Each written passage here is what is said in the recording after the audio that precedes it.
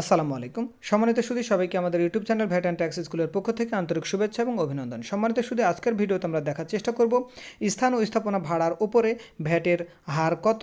একটা উদাহরণ দেওয়া রয়েছে, উদাহরণের ভিত্তিতে ভ্যাটের পরিমাণ কত হবে, ভিডিএস করতে হবে কিনা, ভ্যাট অব্যাহতি আছে কিনা, ভ্যাট রেয়াত নেওয়া যাবে কিনা, এবং এই স্থান ও স্থাপনা ভাড়ার উপর ভ্যাট রিটার্নে কোথায় কিভাবে দেখাবেন তার A to Z শেয়ার করার চেষ্টা করব। তাই ভিডিওটি না টেনে শুরু থেকে শেষ পর্যন্ত দেখুন। ছোট্ট একটা উদাহরণের মাধ্যমে দেখানোর চেষ্টা করা হবে।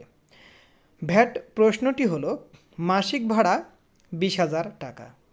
কোশ্চেন করা হচ্ছে যে ভাড়ার উপরে ভ্যাট কত শতাংশ, 2 ভ্যাটের পরিমাণ কত টাকা, 3 ভিডিএস করতে হবে কিনা, 4 ভ্যাট রিটার্নে কোথায় কিভাবে এই ভ্যাটের টাকাটা প্রদর্শন করবেন, 5 হলো ভ্যাট রেয়াত নেওয়া যাবে কিনা, 6 হলো কখন ভাড়ার ওপরে ভ্যাট অব্যাহতি পাওয়া যায় বা অব্যাহতি আছে।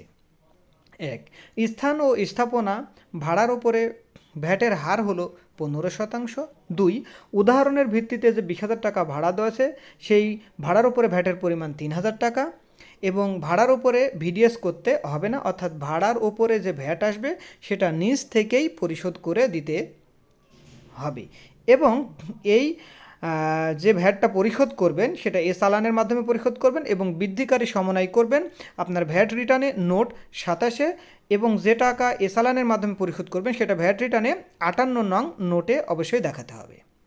5 স্থাপনা ভাড়ার উপরে যে ভ্যাট পরিশোধ করবেন সেটা রেয়াত নেওয়া যাবে না। ধারা 2 দফা 18 ক মোতাবেক উপকরণের সংজ্ঞা দেওয়া রয়েছে, সেখানে খুব সুন্দরভাবে বলা রয়েছে যে স্থান ও স্থাপনা ভাড়ার ওপরে যে ভ্যাট পরিশোধ করা হয় সেটা রেয়াত নেওয়া যাবে না, কেবলমাত্র উপকরণের উপরেই রেয়াত গ্রহণ করা যাবে। 6 ভাড়ার ওপরে ভ্যাট অব্যাহতি দেওয়া রয়েছে কয়েকটি ক্ষেত্রে। 1 হলো শোরুমের মালিক যদি নারী উদ্যোক্তা হয়ে থাকে, কারখানা ভাড়ার উপরে ভ্যাট অব্যাহতি আছে, আবাসিক উদ্দেশ্যে ভাড়া নিলে ভ্যাট অব্যাহতি আছে, বাণিজ্যিক উদ্দেশ্যে যদি নিয়ে থাকেন তবে 150 স্কোয়ার ফিটের কম জায়গা হলে ভ্যাট অব্যাহতি আছে, এবং তথ্য প্রযুক্তি নির্ভর প্রতিষ্ঠান যদি ভাড়া নিয়ে থাকে সেক্ষেত্রেও ভ্যাট অব্যাহতি আছে।